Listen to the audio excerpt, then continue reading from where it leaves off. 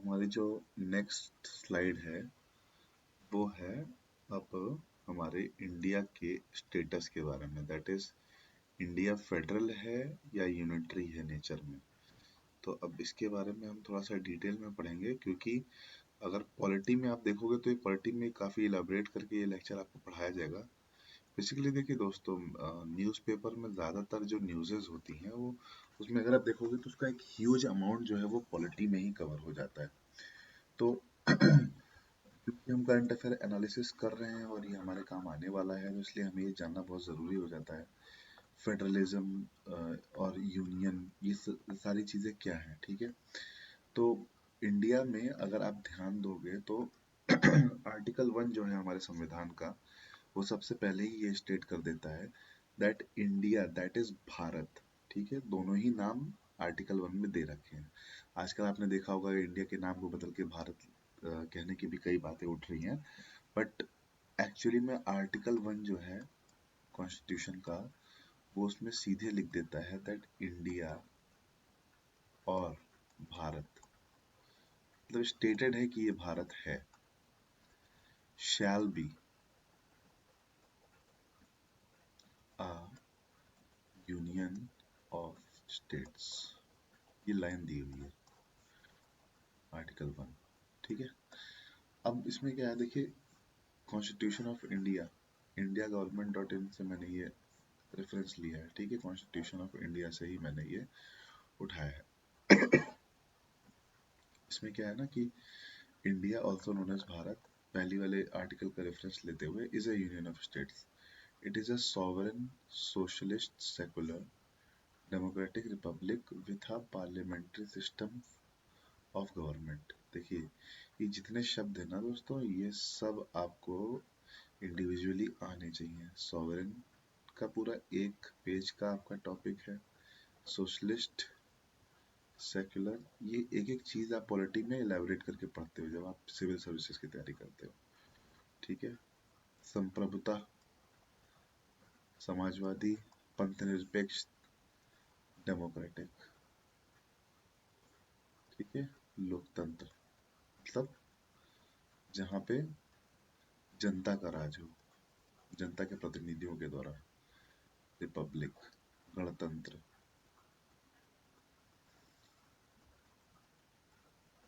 ये जितने शब्द लिखे हैं ना, ये सब पढ़ने वाले शब्द हैं। अब ये देखिए, parliamentary system of government, parliamentary form of government क्या होती है? पार्लियामेंट्री फॉर्म ऑफ गवर्नमेंट वो होती है जहाँ पे एक स्टेट के दो हेड होते हैं, ठीक। यहाँ पे आपको देखने को मिलेगा एक नॉमिनल हेड, एक एग्जीक्यूटिव हेड। इसको ऐसे आप सर्कल बना लो, नॉमिनल, उसके अंदर एग्जीक्यूटिव। अब होता क्या है ना कि नॉमिनल हेड जो है हमारा, उसको एक तरीके से कॉन्स्टिट्यूशन का रखवाला भी कह सकते हो आप, ठीक है। हालांकि ऐसा कहीं संविधान में कोई स्टेटमेंट लिखा नहीं है, मतलब एक बात मैं बता रहा हूँ कि उसका काम क्या होता है, संविधान की चीजों को लागू कराना पूरी तरीके से। ये नॉमिनल हेड हमारे यहाँ जो है वो प्रेसिडेंट होते हैं, और एग्जीक्यूटिव हेड जो होते हैं वो सीओएम द्वारा चुने गए जो लीडर होते हैं, प्रधानमंत्री होते हैं हमारे एग्जीक्यूटिव हेड। अब देखिए आगे हम इसमें पढ़ते हैं क्या लिखा हुआ है। The Republic is governed in terms of the Constitution of India, which was adopted by the Constituent Assembly on 26 November 1949। देखिए, जो हमारा भारतीय संविधान था वो बन तो गया था काफी पहले ही, बट इसको अडॉप्ट कब किया गया था? इसको अडॉप्ट किया गया था, कॉन्स्टिट्यूएंट असेंबली थी एक, उसके द्वारा 26 नवंबर 1949 में। ये डेट हमको याद रहनी चाहिए। कितना साल लगा था? 2 साल 11 महीना और कुछ लगभग 18 दिन समथिंग था। आप कमेंट करके मुझे कंफर्म करो कि मैं सही हूँ कि गलत, ठीक है। संविधान को बनाने की ड्यूरेशन बता रहा हूँ मैं। Constitution making time, and came into force on 26 जनवरी 1950। 26 जनवरी 1950 को ये फोर्स में आया। इसी दिन हम अपना गणतंत्र दिवस मनाते हैं। तो 1950 से लेके अगर आज जोड़ोगे आप 2024, तो हमारा कितने 74 साल बीत चुके हैं।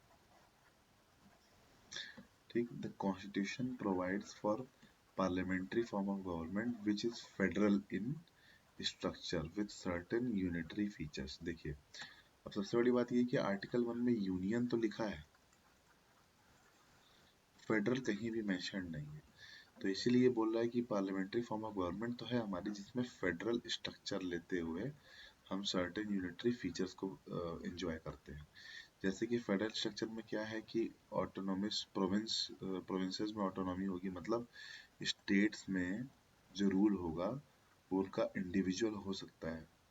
फॉर एग्जांपल आप पार्टी का अपना एक रूल हो सकता है, और सेंटर में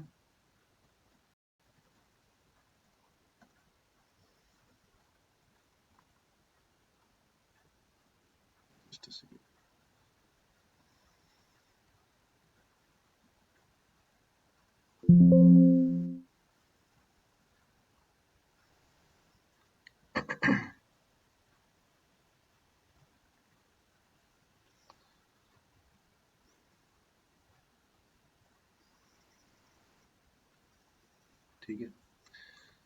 जैसे मान लीजिए कि स्टेट्स में आपका एक कोई फॉर एग्जांपल आप पार्टी है या एक्स वाई जेड कोई पार्टी है, रूल कर रही है, और सेंटर में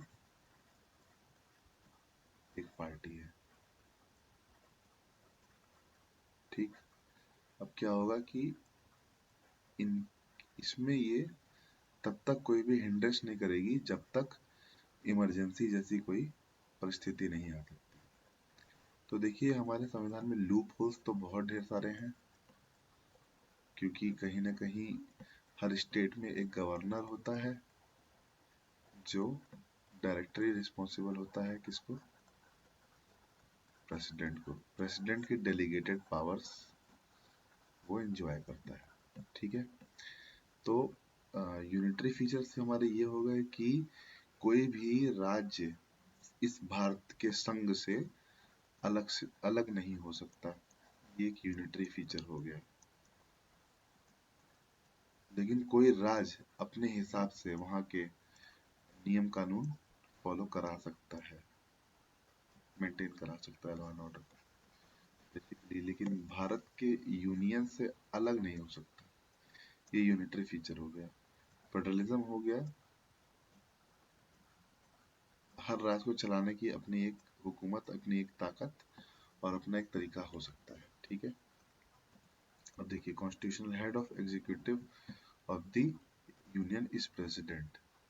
जो हमारा कॉन्स्टिट्यूशनल हेड होता है, जिसे नॉमिनल हेड हम कहते हैं, वो प्रेसिडेंट होते हैं as per article 79। Article note करना बहुत जरूरी है। Of the constitution of India, the council of the parliament of the union, ठीक है, consist of the president and the two houses, Rajya Sabha and Lok Sabha. Rajya Sabha and Lok Sabha की यहाँ पे बात हो रही है कि जो एग्जीक्यूटिव हमारी चीफ एग्जीक्यूटिव होती है ना, इसमें हमारे प्रेसिडेंट होते हैं प्लस सीओएम होते हैं। सीओएम का मतलब सीधा सीधा हो गया आपका पार्लियामेंट के जो मेंबर्स होते हैं। तो अगर आप पार्लियामेंट की बात करेंगे, ये तो मैं चीफ एग्जीक्यूटिव की बात कर रहा हूँ, अगर पार्लियामेंट की बात करेंगे तो यहाँ पे हमारे president plus LS plus RS हो जाएंगे, क्योंकि इस एलएस में आपके अपोजिशन के भी लोग इंक्लूडेड हैं, और सीओएम में केवल जो रूलिंग पार्टी होती है उसकी सीओएम बनाई जाती है। तो ये एग्जीक्यूटिव में आ जाते हैं, कार्यपालिका में, और पार्लियामेंट के अंदर सभी लोग आ जाते हैं। अब आर्टिकल 74(1) जो होता है कॉन्स्टिट्यूशन का, वो प्रोवाइड करता है कि there shall be a council of minister with the Prime Minister as its head to aid and advise the President who shall exercise his or function in accordance to the advice। मतलब यहाँ पर सीधे दे दिया है कि President should do each and every work with the advice of the Council of Minister। The real executive power is thus vested in the Council of Minister with Prime Minister as its head। Prime minister head हो गए COM के, और COM के अंदर real executive head होता है। तो basically in short ये पीएम जो है एग्जीक्यूटिव हेड हो जाते हैं यहाँ पे, ठीक है, स्टेट के। अब देखिए यहाँ पे वो बात लिखी जो मैं बता रहा था, India is a federal system but with more tilt toward a unitary system of government. It is sometimes considered as a quasi-federal system. Quasi का मतलब half, as it has features of both federal and a unitary system. Article 1 of the Constitution, Indian Constitution states, India, that is Bharat, shall be a union of states. The word federation is not mentioned in the Constitution. ठीक है? Elements of federalism were introduced into modern India by Government of India Act of 1919, ठीक है। 1909 में आपका आया था Simons commission, ठीक है, सॉरी 1909 में, हाँ हाँ, 1927 में उसकी रिपोर्ट सबमिट हुई थी, ठीक है। आप लोग इसको थोड़ा सा रिलेट कर लेना मॉडर्न हिस्ट्री से, मैं थोड़ा सा रिकॉल नहीं कर पा रहा था अभी। तो आप इस चीज को देख लेना कि गवर्नमेंट ऑफ इंडिया एक्ट जो थी 1919 की मॉडर्न हिस्ट्री में, उसमें पावर्स का सेपरेशन किया गया था सेंटर और प्रोविंशियल लेजिस्लेचर में। फिर 1935 में GOV government of India act आया था, उसमें काफी महत्वपूर्ण एक्ट है 1935, जो आज भी हमारे भारतीय संविधान कॉन्स्टिट्यूशन में कई चीजें उससे डराइव होती हैं, ठीक है। 1935 में आपका सेपरेशन हुआ है, बर्मा का भी हुआ है, और कई ऐसी महत्वपूर्ण चीजें हैं जिसको आपको देखना बहुत जरूरी हो जाता है, तो इस पे आप ध्यान रखिएगा। अभी हम फेडरेशन के बारे में थोड़ा बहुत देखा हमने, ठीक है, सॉरी मतलब जो एक होलसम देखा हमने कि इंडिया का स्टेटस क्या है। अभी हम लोग थोड़ा सा फेडरल सिस्टम ऑफ गवर्नमेंट और यूनिटरी सिस्टम ऑफ गवर्नमेंट दोनों देख लेते हैं। क्या कहता है, as per the Indian constitution India has a federal system of government in the country. The framers of the constitution adopted the federalism in government for two primary reasons. क्या क्या reasons थे? कंट्री का socio cultural diversity बहुत ज़्यादा थी इसमें, कई प्रकार के विभिन्न प्रकार के लोग, विभिन्न कास्ट क्रीड के लोग, हर तरीके के लोग इसमें थे, और कंट्री का इतना लार्ज साइज होने की वजह से जो कॉन्स्टिट्यूशन को अडॉप्ट करने वाले जो फ्रेमर्स थे उन्होंने फेडरलिज्म को गवर्नमेंट में रखा। दो प्राइमरी रीजंस ये हैं। अच्छा, they thought that the federal system ensures competent governance and establishes national unity. इनके हिसाब से फेडरलिज्म जो है अगर हमारे सिस्टम में होगा तो एक कम्पिटेंट गवर्नेंस की स्थापना करेगा, ठीक है, और इस्टेब्लिश करेगा एक नेशनल यूनिटी को, बेसिकली कि एक अच्छे फॉर्म ऑफ गवर्नेंस जिससे गवर्नमेंट होती है जो गवर्नेंस करती है, तो बेसिकली ऐसी गवर्नेंस जो फ्रूटफुल हो, जो हमको आगे चल के बेनिफिट दे, और इस्टेब्लिश करे एक नेशनल यूनिटी है, एक एकता देखने को मिले पूरे देश में। However, the term federation has now nowhere been mentioned in the constitution. जैसे कहा कॉन्स्टिट्यूशन में कहीं भी फेडरल शब्द का प्रयोग ही नहीं हुआ है। फेडरल जो है आपका थ्योरी, ये आपका Canadian model of federal system से इंस्पायर्ड है। Indian federal system has a powerful centre, जैसे कि अगर आप कनाडा में देखेंगे तो वहां पे सेंटर उतना पावरफुल नहीं है, क्योंकि पूर्ण रूप से वहां पे फेडरल सिस्टम की स्थापना है। लेकिन भारत में सेंटर जो है वो पावरफुल है, जैसे कि मैंने बताया था कि सेंटर से सारे स्टेट जुड़े हुए हैं, ये एक यूनियन के तौर पे काम करता है। कोई भी स्टेट कल को कह दे कि हम अलग होना चाहते हैं रिलीजन के आधार पे या कल्चर के आधार पे, तो that is not possible in India. वहां पे राष्ट्रपति शासन लागू करके उसको अपने कब्जे में कर लिया जाएगा, फिर वहां पे सीधे दिल्ली से सरकार चलेगी, तो ये this is not possible in India. Federal features of the Indian constitution देख लेते हैं, इसमें फीचर्स क्या क्या है। India has both states as well as central government, ठीक। रिटन कॉन्स्टिट्यूशन है हमारा, Indian constitution is the longest in the world, ये पता होना चाहिए आपको। It is designated state it designates state and central governments organisation structure functions and powers, ये सबको सबके कार्य बांट देता है, बता देता है किसकी क्या रिस्पॉन्सिबिलिटी है। According to the 7th schedule of the constitution of India, the powers are divided between the state and central government through a state and central list. 7वीं जो सूची है उसमें आप पढ़ोगे लिस्ट के बारे में, ठीक है, जिसमें स्टेट की लिस्ट अलग है और सेंटर की अलग है। उसमें कुछ दिए हुए प्रावधान है जिसपे स्टेट का स्टेट ही केवल एक्शन ले सकता है और सेंटर में सेंटर ही ले सकता है, ठीक है। ये तो नियम कानून उसमें हो गए 7th सूची में कि कैसे क्या चीज गवर्न होनी है। बाकी आपकी हो गई कॉन्स्टिट्यूशन की supremacy. Supreme court is termed the guardian of the Indian constitution and is responsible for maintaining its supremacy. अभी लास्ट टाइम यूपीएससी में एक कंफ्यूजन वाला क्वेश्चन आया था कि who is known as the guardian of Indian constitution. देखिए मैंने बोला था ना उस समय, अभी जो प्रेसिडेंट और प्राइम मिनिस्टर बता रहा था मैं, कि प्रेसिडेंट को जो है एक तरीके से कॉन्स्टिट्यूशन का हेड माना गया है, बट वो कॉन्स्टिट्यूशन की रक्षा जरूर करता है, बट इंटरप्रेट अगर देखा जाए तो सुप्रीम कोर्ट जो है ना वो कॉन्स्टिट्यूशन को इंटरप्रेट करता है। मतलब अगर कॉन्स्टिट्यूशन में कोई ऐसे शब्द लिखे हैं जिन शब्दों का कोई एक्सप्लेनेशन नहीं दिया है, ठीक, फॉर एग्जाम्पल जैसा कि हमने उस वक्त पढ़ा था कंप्लीट जस्टिस प्रोवाइड करने का जिम्मा जो है वो सुप्रीम कोर्ट के पास है।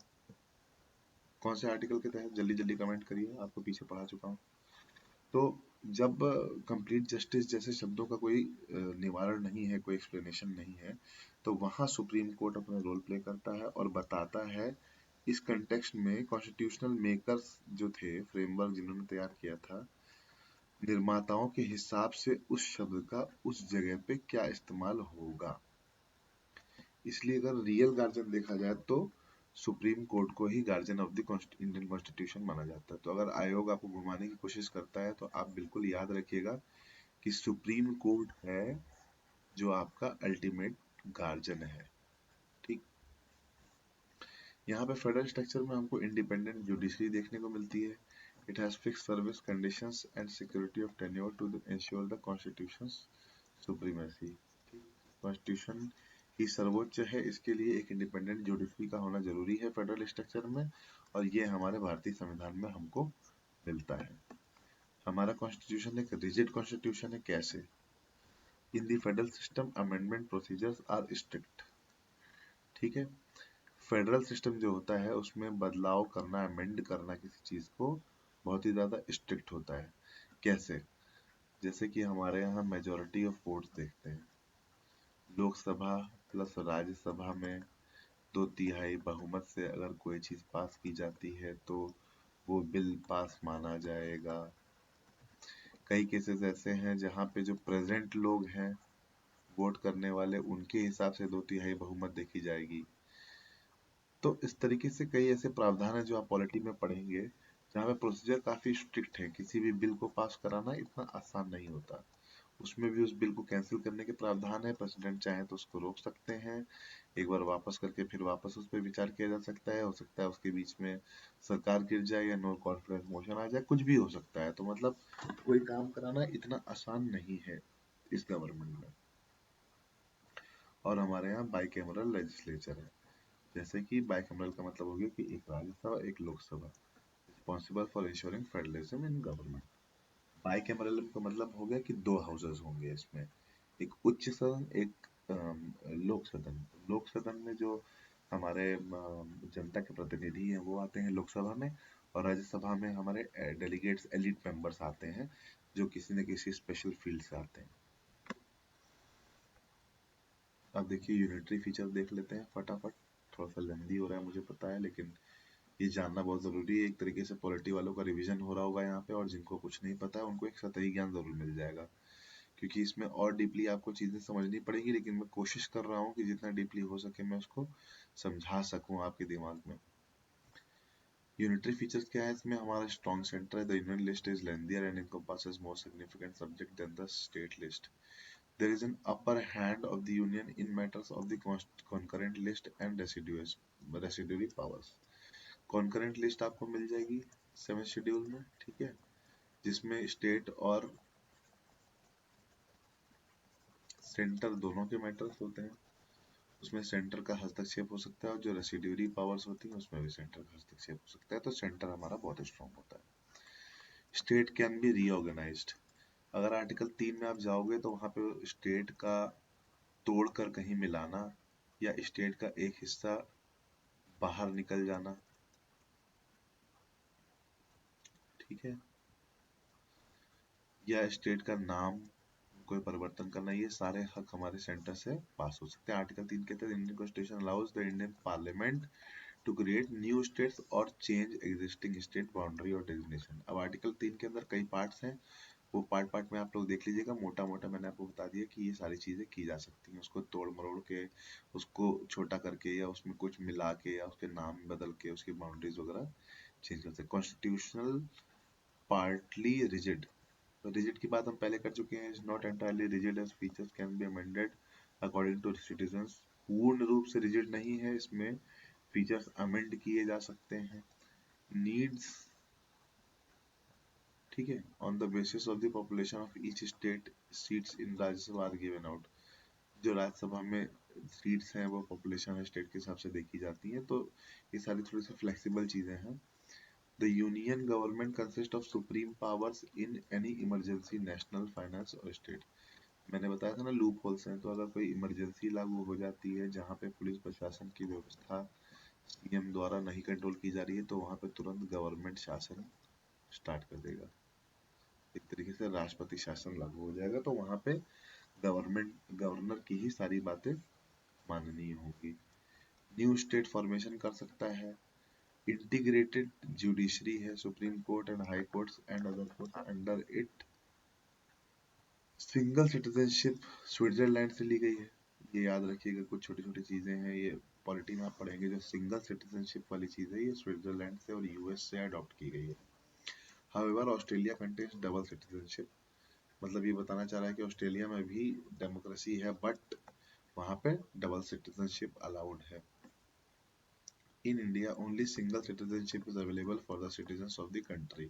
देखिए इसमें भी एक लूप होल है। इसमें जब आप आर्टिकल पढ़ेंगे सिटीजनशिप वाला तो आपको पता चलेगा कि कुछ लोगों को, एनआरआईज को भी सिटीजनशिप मिल जाती है। This helps in the development of the feeling of nationality as it bridges regional and cultural differences. इसमें हमको ऑल इंडिया सर्विसेज मिलती हैं। ऑल इंडिया सर्विसेज के तहत जो हमारे कैडर्स हैं जिसकी आप तैयारी कर रहे हो, IAS, IPS and IFS, forest services, जिस फॉरेस्ट का मैं हिस्सा हूँ, तो ये 3 सर्विसेज ऐसी हैं जो भारत में इनकी कहीं पे भी पोस्टिंग हो सकती है। एक तरीके से रीजनल, हर जगह के रीजन का इनको एक्सपीरियंस होता है और एक यूनिटी और इंटीग्रिटी के साथ ये काम करते हैं ताकि हर जगह ये बराबर रूप से हर तरीके से सहयोग अपना दे सकें। इनको ट्रेन की इसीलिए किया जाता है। They are special in that they are recruited by the centre. Union government के द्वारा इनका रिक्रूटमेंट होता है in a federal system, but their services are placed under various state cadres. They are liable to serve both state and the centre. CM साहब से इनका direct सारा काम धाम मतलब रहता है। Integrated audit system. Comptroller and Auditor General of India audit the account both center and states. The governor is appointed by the President of India. देखिए appointment तो जितनी भी है ना हमारे एग्जीक्यूटिव में, सारी प्रेसिडेंट के द्वारा होती है जो भी कॉन्स्टिट्यूशनल पद मिले हैं। बल्कि कुछ कॉन्स्टिट्यूशन के पद नहीं भी हैं जो दिए, वहां भी प्रेसिडेंट के साइन के बिना कोई काम नहीं होता।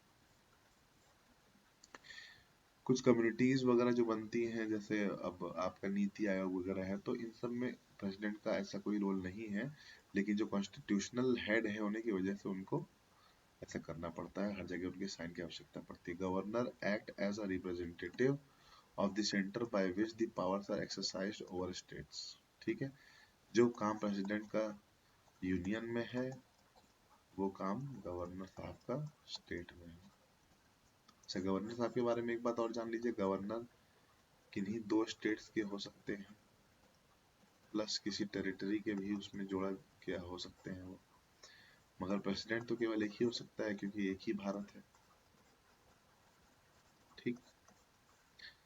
Veto power over state bills, certain bills agreed by the state government are reserved by the governor for the second opinion of the president।